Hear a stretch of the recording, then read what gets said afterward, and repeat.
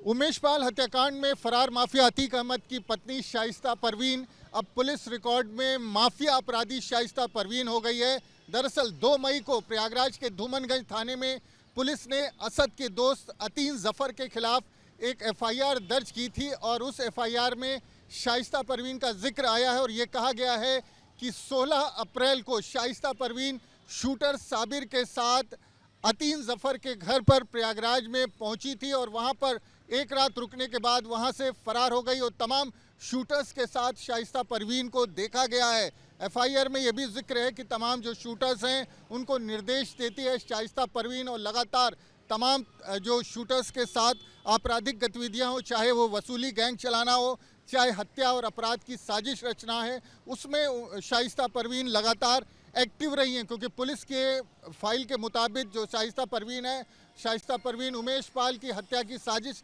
रचने में भी शामिल रही हैं। और अगर हम बात करें तो 2016 से अतीक अहमद जेल में बंद है, बावजूद उसके अतीक अहमद का तमाम आपराधिक साम्राज्य लगातार चलता रहा, फलता फूलता रहा और उसके पीछे जो एक शख्स है वो शाइस्ता परवीन बताई जा रही है। अतीक अहमद जेल से निर्देश देता था और उसके बाद उसी के मुताबिक शाइस्ता परवीन पूरे गैंग का संचालन करती थी। जब शाइस्ता परवीन चुनाव लड़ने की तैयारी कर रही थी तो लगातार जो तमाम फरार शूटर्स हैं जिनको हमने उमेश पाल की हत्या के समय सीसीटीवी में देखा था, वो शाइस्ता परवीन के इर्द गिर्द नज़र आते थे। बॉडीगार्ड के तौर पर वो शाइस्ता परवीन के साथ देखे जाते थे और ये बताया जाता था कि शाइस्ता परवीन उनसे अपराध और धमकी जैसे काम भी कराते थे। तो अतीक अहमद की मौत के बाद एक तरह से अतीक अहमद की जो आपराधिक विरासत है उसकी मालिकिन बन गई है शाइस्ता परवीन। और जिस तरह से 72 दिनों से लगातार शाइस्ता परवीन फरार है, पुलिस को चकमा दे रही है। पुलिस का कहना है कि अच्छे अपराधी पुलिस से